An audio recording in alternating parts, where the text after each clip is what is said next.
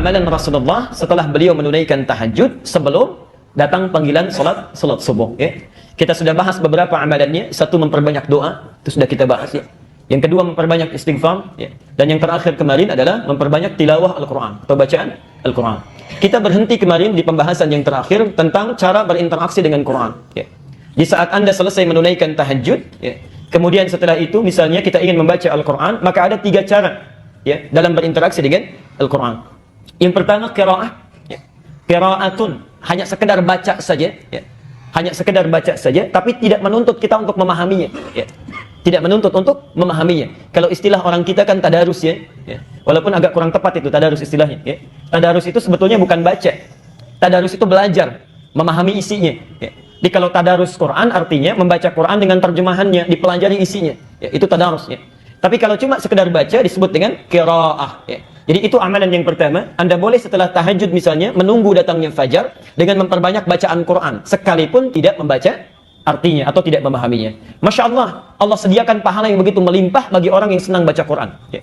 Bayangkan, baru sekedar baca saja, sekedar baca, Nabi sudah menyatakan minimal pahalanya setiap hurufnya 10 kebaikan, ya. Hadisnya sudah kita sampaikan, masih ingat, ya? At-Tirmidzi nomor hadis 2910, ya. Man qara'a harfan min kitabillah, siapa yang baca itu 1 huruf saja dari kitab Allah, 1 huruf saja, ya, falahu asyru hasanat, dia akan dapatkan 10 kebaikan, ya. Walam aqul alif lam mim harfun, saya tidak mengatakan alif lam mim itu 1 huruf, walakin alifun harfun, tapi alif 1 huruf, lamun harfun, lam 1 huruf, mimun harfun, mimnya 1 huruf, walikulli harfin asyru hasanat, dan setiap hurufnya itu mendapatkan 10 kebaikan. Jadi kalau antum baca alif lam mim saja, sudah berapa didapatkan?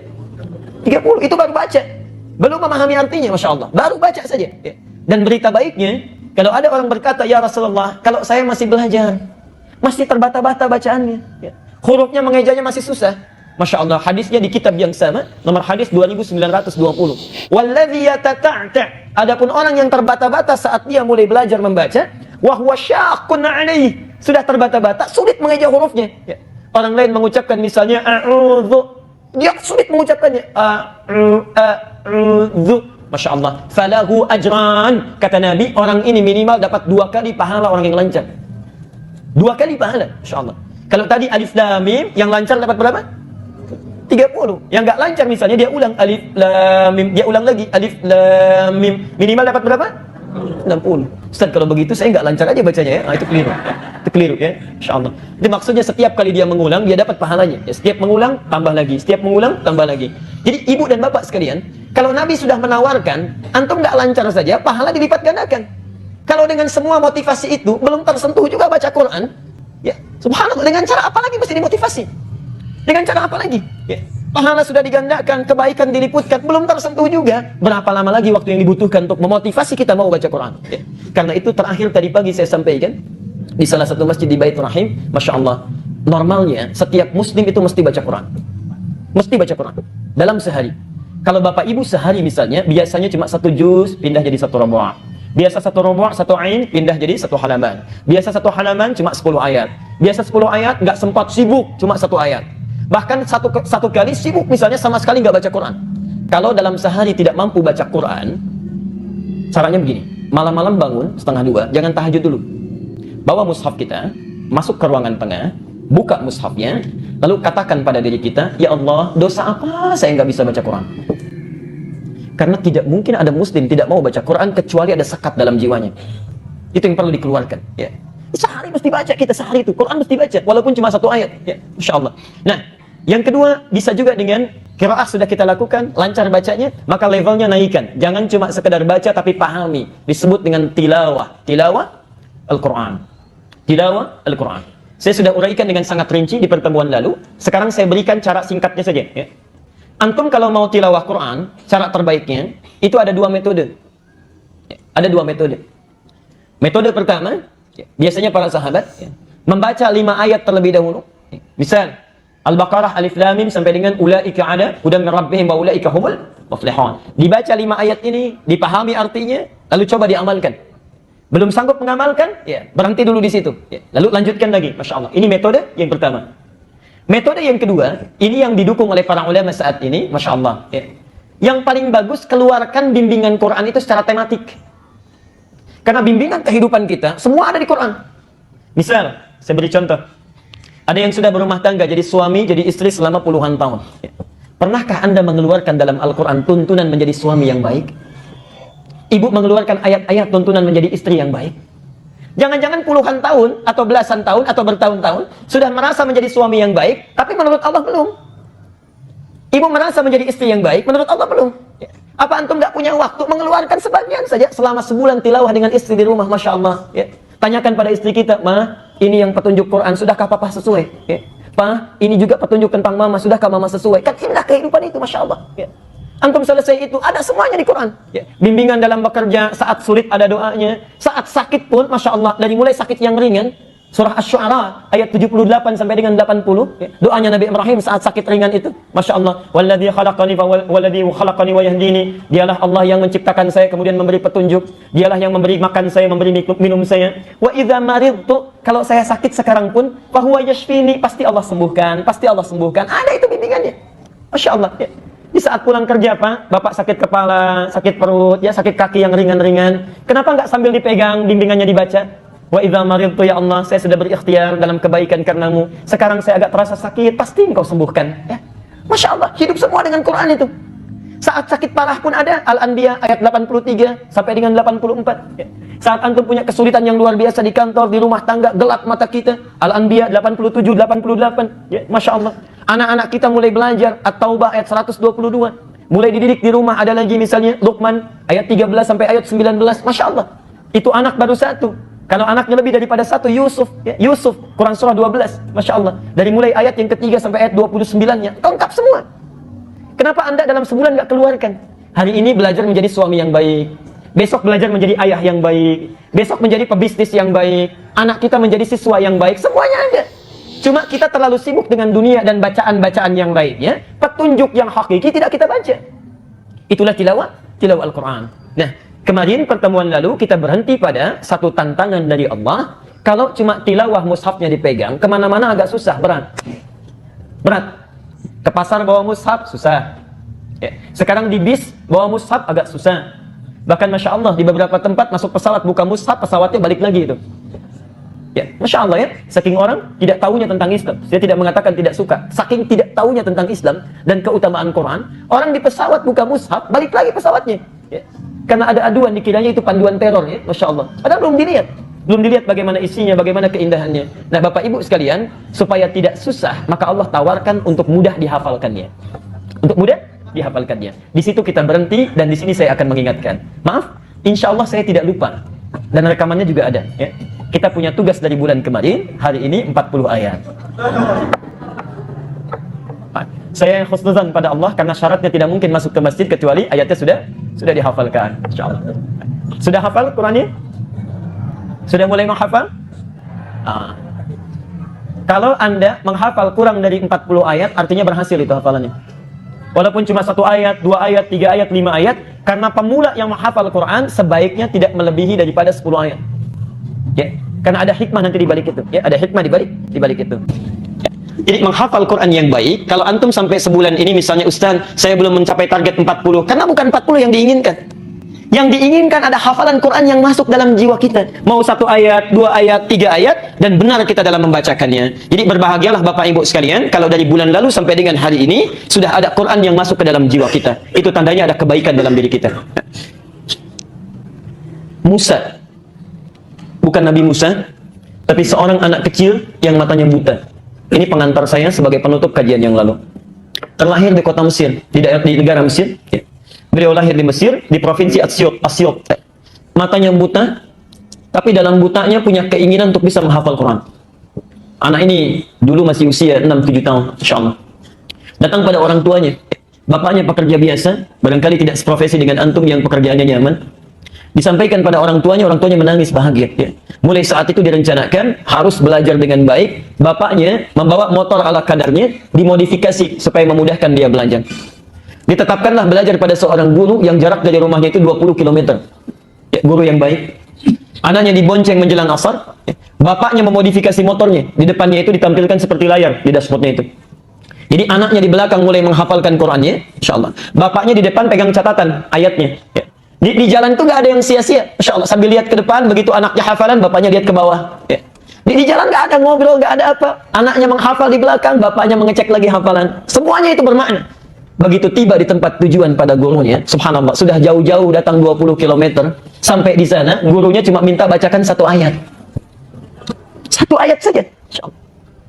Sampai kemudian pulang lagi, datang lagi, diminta suruh baca ayat satu lagi. Jadi cuma satu saja. Ya. Sampai anak ini mengatakan pada bapaknya, kita sudah jauh-jauh Pak, katanya datang ke sini, cuma diminta baca satu ayat. Kata bapaknya, tidak mungkin ada guru memberikan petunjuk kecuali kebaikan. Ikuti saja nak, bersabar. Masya Allah, ternyata gurunya itu sedang mengobati dulu penyakit-penyakit di lisannya. Ya. Di huruf yang belum sempurna diucapkan, disempurnakan, didengar, disempurnakan. Ketika sampai satu juz, semua makhraj sudah benar. Ketika semuanya sudah benar, kesananya semakin mudah, tidak ada yang diluruskan lagi. Masya Allah. Ya. Tidak ada yang diluruskan lagi. Tapi yang paling luar biasa, saya ingin sampaikan, anak ini kemudian hafal Quran. Hafal Quran, bapaknya yang ngantar nggak hafal Qurannya, anaknya yang nggak bisa lihat hafal Qurannya. Ya, Masya Allah, ketika pulang sampai di rumahnya, diketahui kisah ini oleh salah seorang reporter dari stasiun televisi, ya, datang ke situ, ini poinnya. Ya, datang, kemudian diminta dicek hafalan Qurannya, Masya Allah, di akhir kemudian ditanya, perhatikan, ya Syekh Musa, saya langsung lihat tayangan ini, ibu sekalian, bapak sekalian, ini orang tuanya duduk-duduk seperti ini, anaknya diwawancara dengan penuh senyuman, ditanyakan, ya Syekh Musa, wahai katanya Syekh Musa, jika anda sekarang diperkenankan oleh Allah untuk berdoa meminta,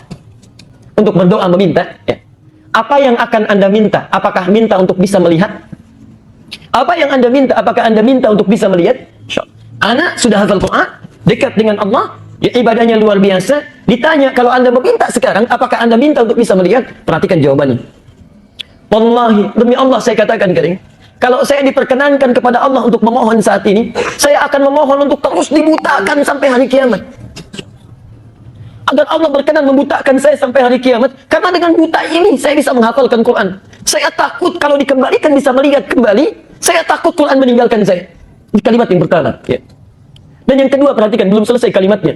Dan demi Allah saya katakan, Quran ini akan saya bawa menghadap kepada Allah. Saat saya sendirian menghadap kepadanya, lalu saya katakan, ya Allah, saya sudah berusaha untuk menghafalkan Quran saya. Maka mohon ringankan azab saya kalau saya mesti dihukum di akhirat ini dengan Quran yang telah saya hafalkan. InsyaAllah. Ustaz, saya telah berusaha menghafalkan Quran saya, maka mohon ringankan azab saya kalau saya mesti dihukum di akhirat ini dengan Quran yang telah saya hafalkan. InsyaAllah. Bapak Ibu sekalian, kalau anak yang buta saja tidak bisa melihat, Allah mudahkan dia untuk bisa menghafal, dia bawa, masih merasa banyak dosanya, maka kenapa antum yang masih diberikan penglihatan, ya, waktunya masih panjang, diberikan kesempatan, sampai hari ini belum mau menghafal juga? Dengan cara apa lagi mesti diingatkan? Ya, dengan cara apa lagi? Karena itu bertakwalah kepada Allah. Setidaknya sebelum pulang, bawa hafalan Qurannya. Sampaikan pada Allah, saya telah berusaha ya Allah, di sisa hidup saya yang sebelumnya pernah saya sia-siakan. Salat seringkali tertinggal, Quran jarang dibaca. Saya telah berjuang sebelum meninggal, telah saya hafalkan. Mohon ringankan azab saya sekalipun saya mesti dihukum. Ya, kalau sampai sekarang belum tersentuh juga sekadar untuk baca, apa yang antum akan bawa di akhirat nanti? Ya. Karena itulah bertakwalah kepada Allah, terutama yang usianya lebih daripada 40 tahun. Atau sampai 40 tahun. Al-Ahqaf itu langsung turun keterangan Allah. Quran surah ke-46 ayat ke-15. Ya. Perhatikan kalimatnya di sana. Ya. Orang-orang yang sudah sampai usia 40 tahun seharusnya sudah banyak berdoa dan merencanakan amalan. Qala rabbi auzi'ni an ashkura ni'mataka allati an'amta 'alayya wa 'ala walidayya wa an a'mala salihan tardah. Wa an a'mala salihan tardah. Lihat sindirannya di ayat ini. Lihat ya, saya katakan sindiran dalam tanda petik. Kata Allah, seorang yang sampai dalam usia 40 tahun dalam hidupnya, dia mesti mensyukuri aktivitas hidupnya. Mesti mensyukuri usia yang telah diberikan oleh Allah kepadanya. Masya Allah, perhatikan ya, orang cuma diberikan 4 tahun, cuma diberikan 5 tahun, tiba-tiba wafat. Antum 40 tahun, amalan kan banyak bisa dilakukan. Ya. Masya Allah, orang cuma 4 tahun, cuma 5 tahun, ya, dia kemudian wafat. Antum diberikan 40 tahun, 50 tahun, banyak sekali amalan yang bisa direncanakan. Ya. Kita bisa sholat sunnah diperbanyak, ya, bisa tahajudnya banyak, baca Qurannya banyak. Masya Allah, banyak waktunya. Ya. Maka dari itu kata Al-Quran, kalau sudah sampai usia itu, perbanyak doa untuk bersyukur. Rabbi auzi'ni an ashkura ni'mataka allati an'amta 'alayya. Duhai Allah, bimbing saya untuk bisa mensyukuri nikmatmu yang telah Engkau berikan kepada saya. Wa 'ala walidayya, dan pada ibu bapak saya yang telah melahirkan saya, merawat saya sampai saya tiba di usia ini. Tapi yang paling menarik, perhatikan, tidak ditutup sampai di sini, kata Al-Quran, wa an a'mala salihan tardah. Dan tolong bimbing saya untuk memperbaiki aktivitas hidup saya yang lebih engkau ridhai. Nah, kalimat terakhir ini itu sindiran dari Quran. Seakan-akan mengatakan, hei, ada hambaku yang sudah diberikan usia sampai 40 tahun, tapi hidupnya itu sia-sia. Amalnya tidak Allah ridhai. Ya. Masya Allah, anak usia 4 tahun di Palestina sudah hafal 10-15 juz Quran. Ini 40 tahun, 1 juz pun belum hafal, kemana aja? Anak usia 4 tahun, 5 tahun, salatnya sudah bagus, puasa sudah dilatih. Ini 40 tahun, 50 tahun, Masya Allah, untuk latihan pun masih belum. Kemana aja selama ini? Ya. Maka Allah berikan isyarat, kalau sudah tahu dulu itu ada yang sia-sia, sisanya jangan disia-siakan lagi. Ya. Amal shalihan tarda, rencanakan amalan supaya Allah bisa memberikan ridha. Ya. Itu kalimatnya Bapak Ibu sekalian, tolong catat kalimat saya ini, tolong catat. Kalau Anda, maksudnya jangan, tidak perlu dicatat di tulisannya, tanamkan saja dalam pikiran kita. Kalau Anda tidak mampu berlomba dengan orang soleh dalam memupuk kebaikan, maka berlombalah dengan para pendosa untuk beristighfar dan bertobat kepada Allah. Kalau Anda sampai usia sekarang, belum juga mampu berlomba dengan orang-orang soleh dalam memperbanyak kebaikan, orang sudah menunaikan tahajud, antum sholat fardu pun masih tertinggal-tinggal.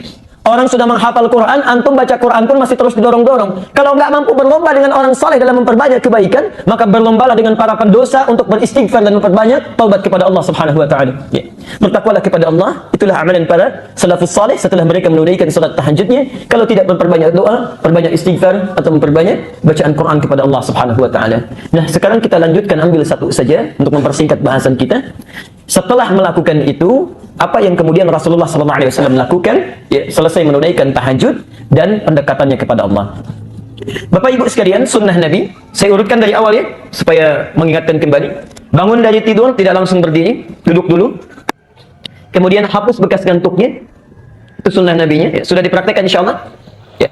Baca doa bangun tidur, Alhamdulillahilladzi ahyana ba'dama amatana wa ilaihin nusyur. Baca 10 ayat terakhir surah Ali Imran. Sudah insyaAllah?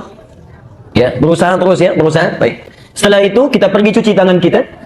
Ya, kemudian berwudu. Kalau berhubungan suami istri kemudian mandi dulu, janabah ya. Lalu tahajud, tahajud tadi malam insyaallah. Ayo, ya. Jangan tunggu waktu, begitu diajarkan sekarang langsung praktekkan ya. Keluar dari masjid ada peluang dipraktekkan, praktekkan. Amalannya malam, malam praktekkan. Ya. Belum pernah memulai dengan 2 rakaat, masyaallah ya. Tahajud lakukan, ya. Selesai tahajud bisa perbanyak istighfar, wabil asharikum yastaghfirun, bisa memperbanyak doa kepada Allah. Silakan antum memohon. Hadisnya qudsi sudah pernah saya sampaikan, ya. Allah berikan 3 pilihan, ya ibadi, hei hambaku. Sepertiga malam terakhir Allah turunkan rahmatnya ke langit dunia, ya. Menawarkan 3 hal, ya ibadi, hei hambaku. Siapa yang menginginkan rahmatku aku berikan, yang berdoa aku kabulkan, yang memohon ampunan aku ampuni saat ini. Setiap malam berlangsung, setiap malam, masya Allah. Di akhir penghujung sebelum fajar. Kemudian kita boleh perbanyak doa, dan yang terakhir perbanyak bacaan Quran, hafalan Quran atau tilawah Al-Quran. Nah, setelah itu tiba waktu panggilan azan. Ya. Jadi Rasulullah melakukan itu sampai muncul panggilan azan subuh. Apa yang dilakukan oleh Nabi ketika azan subuh itu mulai memanggil? Nah, Bapak Ibu sekalian catat dalilnya. Hadis Muslim nomor hadis 724, 725, 728. Nanti kita bacakan hadisnya. Bapak Ibu sekalian, sekarang kita sudah tahajud, ya, insyaallah. Kemudian sudah beristighfar, sudah berdoa kepada Allah, memperbanyak bacaan Quran. Tiba kemudian azan subuh berkumandang. Apa yang dilakukan oleh Rasulullah? Nah, masya Allah. Ibu dan bapak sekalian, Rasulullah SAW saat azan subuh sudah memanggil, beliau menjawab panggilan azan itu, tapi masih berada di rumahnya, menunggu azan selesai. Ya. Jadi belum ke masjid, ya. Beliau berada di rumahnya. Kemudian menunggu adzan selesai, lantas menunaikan 2 rakaat fajar, ya, 2 rakaat sebelum salat subuh. Bapak Ibu sekalian, ada sekitar 12 rakaat yang utama. Saya tidak akan ulang ini. Ada sekitar 12 rakaat salat sunnah yang utama sifatnya, ya. Utama itu selalu dijaga oleh para sahabat dan dipraktekkan, seringkali dipraktekkan oleh Nabi. 12 rakaat, ya. Yang pertama, 2 rakaat sebelum subuh, 4 rakaat sebelum zuhur, 2 rakaat setelah zuhur, 2 rakaat setelah maghrib, 2 rakaat setelah isya. Jelas? Baik. Dari mana dapatnya hadis itu? Ya. Kita bisa temukan misalnya di dalam hadis riwayat Muslim nomor hadis 728 dari Ummu Habibah. Ya. Beliau menyampaikan, kata Rasulullah SAW, beliau menyampaikan, man shalla, saya ulang, man shalla isnatai asyrata rak'atan, ya, fi yaumin wa lailatin. Siapa yang menunaikan salat 12 rakaat sehari 1 malam, maksudnya salat sunnah yang mengikuti yang fardu, ya. Bunya lahu bihinna baitun fil jannah, maka Allah akan bangunkan baginya satu rumah di dalam surga. Siapa yang menunaikan salat sunnah yang mengiringi salat fardu sebanyak 12 rakaat, ya, dilakukan konsisten sehari semalam, ya, karena 2 rakaat sebelum subuh, ya, 4 rakaat sebelum zuhur, 2 rakaat setelah zuhur itu kan siang, ya. Kemudian 2 rakaat ba'da maghrib, 2 rakaat ba'da isya itu malam. Yang konsisten melakukan itu selama hidupnya, Allah akan bangunkan sebagai tambahan baginya satu rumah di surga. Ya. Hadis sahih riwayat Muslim nomor hadis 728. Ustadz, dari mana taunya 2 rakaat sebelum subuh, 4 rakaat sebelum zuhur, 2 rakaat setelah zuhur, 2 rakaat setelah maghrib, 2 rakaat setelah isya? Itu ada di At-Tirmidzi, lebih lengkap lagi, nomor hadis 415. Ya. Bapak Ibu sekalian, dari 12 rakaat itu, maka Rasulullah mencontohkan kepada kita memulai dengan 2 rakaat sebelum subuh. Dalilnya hadis riwayat Muslim nomor hadis 725 dulu. 725. Didapati juga di At-Tirmidzi nomor hadis 418. Perhatikan keutamaannya, perhatikan. Keutamaan 2 rakaat sebelum subuh. Ini saking pentingnya, Rasulullah tidak pernah meninggalkannya selama hidupnya. Saking pentingnya, ya. Dan ada 2 salat yang hampir tidak pernah ditinggalkan oleh Nabi. Hampir tidak pernah ditinggalkan oleh Nabi. Bahkan dalam perjalanan pun masih dikerjakan. Masih dikerjakan. Yaitu 2 rakaat sebelum subuh dengan salat witir. Ya. Itu seringkali dikerjakan. Perhatikan, kata Rasulullah, raka'atal fajri, 2 rakaat salat yang ditunaikan sebelum subuh itu khairum minad dunya wa ma fiha. 2 rakaat fajar atau 2 rakaat sebelum subuh itu qabliyah subuh, pahalanya, nilainya di sisi Allah lebih baik daripada dunia dan seisinya. Masya Allah, dunia dan seisinya. Ini semua ada dunia dan isi-isinya, ya. Kalau kita miliki itu nggak ada nilai apa-apanya dibandingkan menunaikan 2 rakaat sebelum subuh. Jadi kalau antum menunaikan 2 rakaat sebelum subuh, itu nilainya di sisi Allah lebih dibandingkan daripada dunia dan seisinya. Nggak ada nilainya, ya. Walaupun di dunia ini ada tambahan lagi orang kaya, tambah lagi orang kaya, kumpul lagi, itu nggak ada nilainya dibandingkan 2 rakaat sebelum subuh. Nah, sekarang ayo saya mau tanyakan sebentar. Maafkan saya, kalau nanti Al-Ihsan bikin pengumuman, nggak usah tunggu bulan depan ya. Mana DKM-nya ini? Ada DKM-nya? Pak Iman, Ustadz Iman tolong bikin pengumuman setelah ini, yang sholat subuh di Masjid Al-Ihsan besok, masing-masing dapat amplop 500.000. Baik ya? Masing-masing dapat amplop berapa? 500.000. Siap Ustadz? Cuma diumumkan saja kan? Cuma diumumkan. Kan? Lihat sini ya. Lihat. Azan subuh jam 4:36. Datang jam berapa ke sini? Dan maaf, terbatas cuma 100 orang pertama. Datang jam berapa? Masya Allah, jam 2. Tadi jawaban jam 2. Antri. Perhatikan. Kata Ali bin Abi Thalib, ajaban linnas, sungguh aneh manusia ini katanya. Sungguh aneh manusia ini. Sudah tahu akan meninggal, tapi nggak pernah serius menyiapkan bekal untuk meninggalnya. Ya. Itu Ali dulu, sekarang lebih aneh lagi. Masya Allah, lebih aneh lagi. Dikasih uang 500.000, azan jam 4:36, bangun dari jam 2. Cuma 500.000, Allah tawarkan dunia dan seisinya. Dipanggil 4:36, baru bangun jam 6:34. Ini kan aneh ya, aneh sebetulnya. Allah tiap hari tawarkan, lebih baik daripada dunia dan seisinya, kumpulkan pahala, 500.000, Masya Allah. Dari jam 2 kita siap-siap. Tiap hari ditawarkan, subuh terlambat terus. Berubahnya mau kapan? Kurang apa lagi mau dimotivasi? Masya Allah. Ini bagian yang pertama. Nah, Bapak Ibu sekalian, saking pentingnya ini, jadi di hadis itu setidaknya ada 3 kalimat lebih baik daripada dunia dan seisinya. Misal di Al-Bukhari, nomor hadis 2639. Al-Bukhari, nomor hadis 2639. Nanti antum bisa praktekkan ini ya. Perhatikan kalimatnya. Ini hadis dari Anas bin Malik. Jadi ada Malik bin Anas, ada Anas bin Malik ya. Anas bin Malik punya anak namanya Malik bin Anas ya. Baik. Nah, Anas bin Malik ini Masya Allah itu pembantu Nabi dan lama membantu Rasulullah. Ketika ditanyakan, beliau ditanya oleh sahabat setelah Rasulullah wafat, ya, ditanya, "Hei saudaraku," katanya, ya, kalau dalam bahasa kita, Allahu a'lam, ya akhi, ya, saudaraku, bagaimana kesanmu saat membantu Rasulullah? Perhatikan kata Anas bin Malik, tidak pernah saya dapati Rasulullah saat saya bantu kecuali mendengar satu kalimat dari lisan beliau. Satu kalimat saja. Perhatikan kalimatnya, kata Nabi, apa yang bisa saya bantu? Maka akhduk. Selama saya bantu Nabi, saya nggak pernah dengar kalimat dari Nabi kecuali satu. Kata Anas ini, apa yang bisa saya bantu? Ini paling luar biasa. Anas itu jadi pembantu Nabi, bukan sekadar ingin jadi pembantu. Ya, Masya Allah. Beliau itu ingin mengabdikan hidupnya supaya lihat bagaimana kehidupan sunnah langsung dari sumbernya. Ya. Jadi seorang tuan kan wajar minta dibuatkan kopi, cucikan piring dan sebagainya misalnya. Ini tidak pernah mengalir dari lisan Nabi, saking mulianya manusia ini. Hanya mengatakan apa yang bisa saya bantu katanya. Masya Allah. Karena Nabi itu makan, Masya Allah, tempatnya dicuci sendiri. Kalau kita piringnya cuci sendiri, ya. Ada sendalnya copot, kemudian beliau sambungkan sendiri. Bajunya robek, kemudian dijahit sendiri. Ya. Orang yang dijamin masuk surga, bebas dari kesalahan. Hisabnya tidak ada hisab bagi beliau. Langsung surganya nunggu nama Muhammad. Tidak akan dibuka itu pintu surga kecuali Muhammad masuk duluan. Ya. Man ant, kata penghuni, kata penjaga surga. Muhammad, kata Rasulullah. Kata penghuni, kata penjaga surga ini, aku diperintahkan untuk tidak membuka pintu surga kecuali engkau masuk duluan. Dan Muhammad ini tidak akan pernah masuk surga kecuali menunggu umat semuanya masuk. Tidak masuk surga kecuali menunggu umat dan kumpul. Ditunggu kita, ditunggu Rasulullah. Sampai semua terkumpul baru dibimbing oleh beliau masuk surga. Muhammad sallallahu alaihi wasallam. Insyaallah. Kita yang selalu ingin bersama beliau, yang selalu mengatakan sunnahnya dan sebagainya, kita ikuti, kita praktekkan, sudahkah? Sudah kita memulai dalam hidup. Kadang-kadang kita nuntutnya banyak, ya. Makan berikan pada orang lain, ya, masih disisakan juga, masih dibuang juga, piringnya dibebankan pada orang lain, copot berikan pada orang lain, macam-macam, Masya Allah. Dalam hidup kita selalu mengatakan, saya ikut sunnah Nabi, ikut sunnah Nabi, ikut sunnah Nabi. Apa yang sudah kita banggakan di hadapan Rasulullah? Masya Allah. Karena itu bertakwalah kepada Allah, hadirin sekalian, Bapak Ibu sekalian. Itulah Muhammad. Kata Anas bin Malik, saya tidak pernah dengar sesuatu pun dari lisan Nabi kecuali apa yang bisa saya bantu. Muhammad sallallahu alaihi wasallam. Insyaallah. Ya. Karena itu kata Jibril alaihi salam, kata Jibril, hadis sahih dalam Mustadrak Al-Hakim, ya, disebutkan Nabi sallallahu alaihi wasallam satu kali akan naik ke mimbar, lalu turun Jibril. Kata Jibril, bu'dan, terlalu, ya, sungguh jauh dari rahmat Allah dan terlalu orang ini. Man dzukirta indahu liman dzukirta indahu falam yusalli alaihi.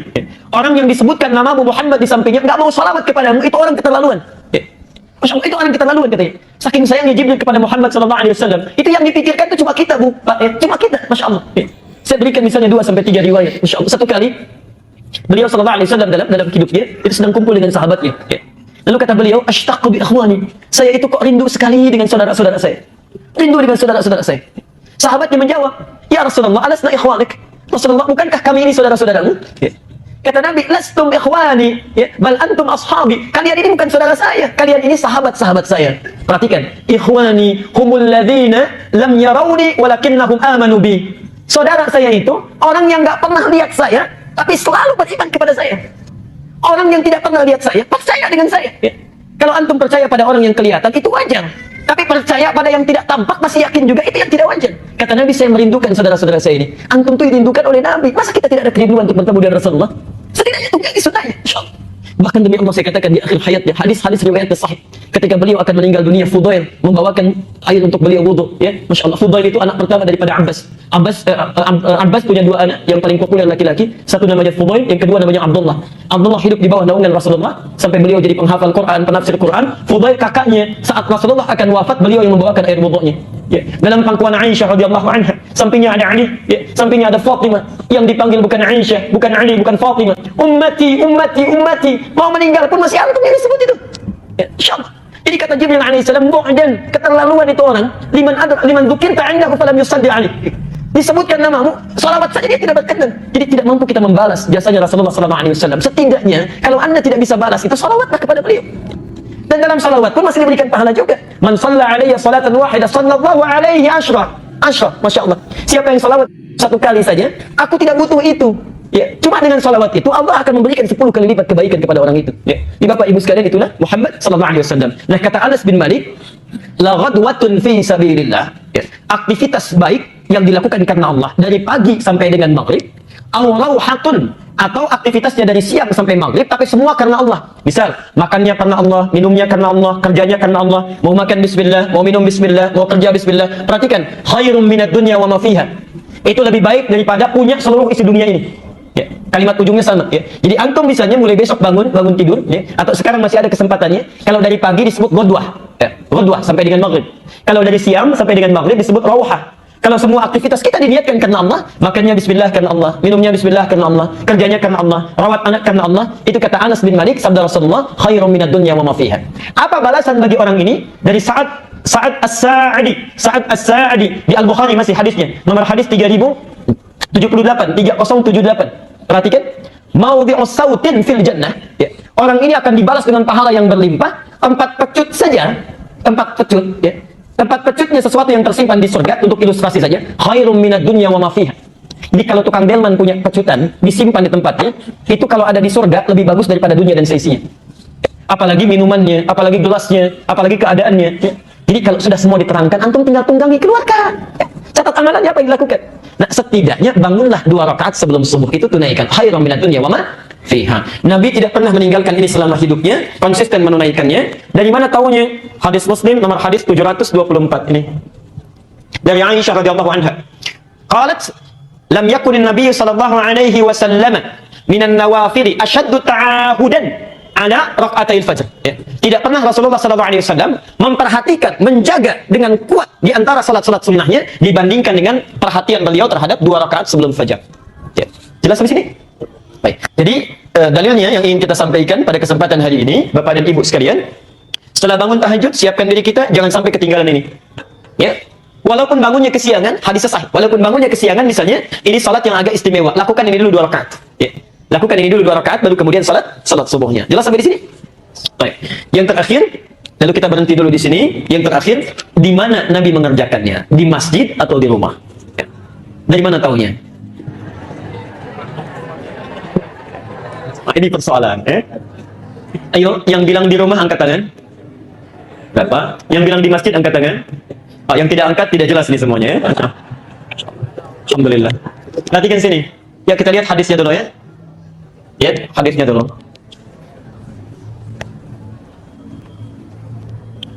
Ada di hadis Zaid, setidaknya 3 hadis kita kumpulkan, ya. 3 hadis kita kumpulkan. Satu dari Zaid bin Thabit, orang-orangnya. Satu Zaid bin Thabit. Maaf ya, barangkali agak kurang jelas.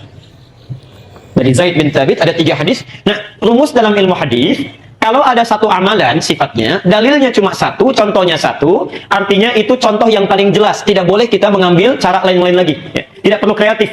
Jadi kalau misalnya satu amalan, hadisnya satu, contohnya satu, prakteknya. Jangan cari dalil lain lagi, jangan cari contoh yang lain lagi. Ini yang paling bagus, gak usah kreatif. Ya. Contoh, lihat sini. Hadis dalam sholat, saat mengangkat tangan itu sampai dengan meletakkan di dada misalnya, jadi dari takbir, kalau cara takbirnya ada 2. Dari yang sejajar dengan bahu, hadwaman kibaihi, kemudian sejajar dengan daun telinga. Tapi sama semua saat mengangkat sampai dengan meletakkan, itu cuma satu cara. Dalilnya sahih, ya, kemudian contohnya satu, Allahu Akbar. Kalau dalam satu praktek, contohnya satu, dalilnya satu, artinya semua orang bisa melakukannya. Tidak terbuka peluang untuk menampilkan kreativitas kita. Jadi nggak usah kreatif. Ya. Begitu antum angkat misalnya, kan nggak enak. Masa sama manusia kanan dulu, sama Allah kiri dulu. Ini harus agak sedikit pendekatannya berbeda. Ya. Allah, dan Akbar. Kita putar sedikit, ya. Supaya kanan duluan masuk, kemudian baru kiri. Itu nggak usah kreatif, ya. Nanti kita capek sendiri itu. Ya. Antum capek sendiri. Kalau sudah jelas ada, nggak usah cari-cari yang lain. Ya. Direpot. Kelihatan seseorang dibahas cari dalilnya, diseminarkan, ya, di stadium generalkan, nggak akan ketemu, jadi capek-capek sendiri. Tapi kalau dalam satu praktek misalnya, lebih daripada satu hadis, jangan ditafsirkan dari satu hadis saja, kumpulkan semuanya, ya. Nanti banyak prakteknya. Misal tentang ini saja minimal ada 3 hadis tentang persoalan kita. Ya. Doa mengangkat tangan ada 30 hadis, bacaan Bismillah 70 hadis, ya, Masya Allah. Isbal ada 143 hadis, kumpulkan dulu, baru kita lihat. Ya. Ini satu dari Zaid bin Thabit, kedua Jabir bin Abdullah. Ini orang paling dekat juga dengan Rasulullah bin Abdullah. Satu Zaid bin Thabit, kemudian Jabir bin Abdullah. Yang ketiga Abdullah bin Zaid. Perhatikan sini. Ya. Ini antum bisa temukan hadisnya yang sudah saya tuliskan tadi, ya. Di An-Nasai 1133, kemudian bisa dilihat di silsilah hadis sahihah nomor hadis 1508. Baik. Bapak Ibu sekalian, saya bacakan hadisnya dari Zaid dulu, ya. Qala Rasulullah sallallahu alaihi wasallam satu kali bersabda, ya. Di orang-orang itu pada salat sunnah di masjid, lalu Nabi menyampaikan, "Shallu ayyuhan nasi fi buyutikum." Hei orang-orang, kata Rasulullah, ayo cepat salat di rumah aja, di rumah, ya. Fa inna afdhala salatil mar'i fi baitihi illa al-maktubah. Salat yang terbaik yang dilakukan oleh setiap orang itu lebih bagus di rumahnya, kecuali salat yang fardu, salat wajib, ya. Di salat sunnah, ya, dari hadis ini sebaiknya dilakukan di mana? Di rumah. Ya. Adapun salat fardu sebaiknya dilakukan di mana? Di masjid melalui hadis ini. Ya, ya Rasulullah, apakah qobliyah saja? Ya, apakah qobliyah saja? Tidak. Ternyata ba'diyah juga sebaiknya dilakukan di rumah. Hadis dari Jabir yang ini bin Abdullah. Ya, hadis dari Jabir bin Abdullah. Kata Rasulullah sallallahu alaihi wasallam, "Idza qada ahadukumus shalah fi masjidihi, idza qada ahadukumus salata fi masjidihi." Kalau seseorang telah menunaikan salat fardu di masjidnya, perhatikan, sudah salat fardu di masjidnya, maka tunaikan, bahasa hadis, faj'al fi baitihi nasiban min salati, ya. Maka jadikan sisa salatnya itu di rumahnya. Jadikan sisa salatnya di rumahnya. Fa innallaha ja'ilun fi baitihi bis shalah khaira. Karena sungguh Allah Subhanahu wa taala akan memberikan kebaikan-kebaikan pada sisa salatnya itu saat dia berada di rumahnya. Ya. Jadi maksudnya kata para ulama, supaya di rumah itu banyak tempat sujudnya. Ya. Ramai dengan ibadah. Itu yang akan nanti memberikan kesaksian pada kita di akhirat nanti. Karena mulut terkunci, tangan diikat, cuma nanti benda-benda yang bersaksi kepada Allah. Idza zulzilatil ardu. Kemudian wa akhrajatil ardu. Wa qala al-insanu, ayat keempatnya, yauma idzin tuhadditsu. Nah, jadi kata Al-Qur'an, saat bumi ini digoncangkan hancur seluruhnya, manusia pada keheranan, ada apa ini, diwafatkan semuanya, dibangkitkan, semuanya akan diam. Yang bersaksi itu tempat-tempat dan benda-benda yang kita pijak. Yauma idzin tuhadditsu akhbaraha. Ya, benda menceritakan apa yang terjadi. Perhatikan. Antum salat di rumah. Karpetnya sudah kita sediakan dipakai salat. Itu nanti yang akan bilang kepada kita, "Ya Allah, saya pernah dipakai sujud oleh orang ini. Tanggal sekian, bulan sekian, jam sekian." Ya. Masya Allah. Jadi jangan hanya ramaikan di masjid, rumah pun ramaikan. Ya. Karena itu ada saran dari para ulama, ini saran sangat bagus, Bu, ya. Pak, kalau Anda memiliki sesuatu yang baru, pakai dulu untuk kepentingan Allah. Supaya mudah hisabnya. Misal, kita beli baju baru ini, Masya Allah, ya. Kemudian setelah digunakan, gunakan dulu untuk Allah. Pakai dulu sholat, ya, pakai sholat. Supaya saat ditanya dalam hisab itu ringan jawabnya. Dari mana rezeki yang kamu pakaikan itu untuk beli pakaian? Ya Allah, Engkau Maha Tahu, Engkau bisa melihat dan mengetahuinya dengan pasti. Rezekinya saya dapatkan dari si A yang sangat halal, dan Engkau ketahui itu. Kemana Engkau gunakan? Ya Allah, pertama kali saya gunakan itu adalah untuk menyembahmu, dan Engkau paling tahu kapan waktunya, kapan saya gunakan, dengan keadaan apa saya gunakan itu. Masya Allah, ringan. Ya. Kita kadang terbalik, ibu kalau pakai baju baru, dapat baru, digunakan apa dulu? Kalau nggak kondangan arisan kan? Ya. Itu agak lumayan itu hisabnya. Awal-awal memang pede. Dari mana kamu dapatkan? Ya Allah, dari kerja keras suami saya, yang keringat yang kau ketahui sangat halal dia lakukan. Semuanya lancar-lancar. Kemana engkau pergunakan? Kondangan, ya Allah, pertama kali itu persoalan, ya. Persoalan itu. Baik. Lihat. Hadis yang kedua dari Jabir bin Abdullah, ya. Maka ramaikan rumah dengan ibadah. Itu salat ba'diyahnya. Jadi kalau yang ada yang tanya qabliyah ini dalilnya, ba'diyah ini dalilnya. Tapi pertanyaannya, apakah semua salat sunnah itu mesti di rumah? Baik. Ditakhsis oleh Nabi, dikhususkan. Lihat pernyataannya, jangan berhenti di sini, ya. Alhamdulillah. Jangan berhenti di sini. Kalau Anda cuma baca 1-2 hadis saja, akan diambil kesimpulan berarti semua salat sunnah itu mesti di rumah. Perhatikan. Hadis selanjutnya, Abdullah bin Zaid bertanya kepada Rasulullah. Perhatikan pertanyaannya, ya. Alhamdulillah. Ya Rasulullah, wahai Rasulullah, ayyuma afdalu min salati? Ya. Mana yang paling afdal di antara salat saya? Hal salati fil bait amil fil masjid? Am fil masjid? Apakah salat yang saya lakukan di rumah saya atau di masjid? Ya. Apakah salat yang saya lakukan di rumah saya atau di masjid? Karena beliau melihat Rasulullah itu sunnahnya di rumah, kemudian baru ke masjid. Dijawab oleh Nabi. Perhatikan. Lihat jawabannya, ya. Ala tara anna aqrabu min baiti? Ya. Ala tara amma aqrabu baiti min masjid? Maaf. Ala tara amma aqrabul baiti min masjid? Tidakkah engkau lihat jarak antara rumahku dengan masjid sedekat apa? Tidakkah engkau lihat jarak antara rumahku dengan masjid sedekat apa? Jelas sampai sini? Jelas, ya? Belum selesai kalimatnya. Belum selesai. Maka tunaikanlah salatmu di rumah, ya? Bila tempatmu itu dekat dengan masjid. Ini kalimatnya. Ya, kurang lebih demikian. Saya mau tanya, maaf, rumah Nabi di mana? Kalau ini masjid, rumah Nabi ya di sini, belakang. Baik, ini isyarat yang cerdas untuk kita baca. Sunnahnya dilakukan di rumah kalau rumahnya dekat dengan masjid. Kalau rumah antum jauh dari masjid, jangan maksa. Dari Tambun ingin hadir kuliah subuh ke sini, sholat sunnahnya di sini, nyampe sini kapan? Ya, baik. Jelas sampai sini? Oke.